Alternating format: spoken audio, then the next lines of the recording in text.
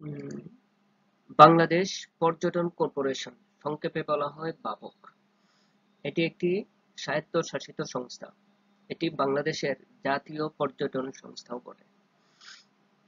সংস্থাটি বেসামরিক বিমান পরিবহন ও পর্যটন মন্ত্রণালয়ের অধীন। এরপর প্রতিষ্ঠা হয় ১৯৭৩ সালে। তখন অর্থ মন্ত্রণালয়ের অধীন ছিল। ১৯৭৫ সালে পৃথক মন্ত্রণালয় হিসেবে যাত্রা করে। এখানে দুইটা প্রশ্ন হতে পারে। একটা হতে পারে যে প্রতিষ্ঠাকালে বাংলাদেশ পর্যটন কর্পোরেশন কোন মন্ত্রণালয়ের অধীন ছিল, তখন বলতে হবে অর্থ মন্ত্রণালয়।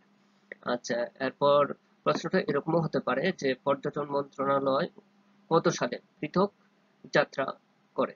১৯৭৫ সালে। এরপর সদর দপ্তর কোথায়? আগারগাঁও, শেরেবাংলা নগর, ঢাকা। এরপর পরিচালনা, পরিচালনায় কারা থাকে? পরিচালনায় মূলত একজন চেয়ারম্যান ও ৩ জন পরিচালকের সমন্বয়ে একটা বোর্ড অব ডিরেক্টরস গঠিত হয় এবং ওই বোর্ড অব ডিরেক্টরস কর্তৃক পরিচালিত হয়।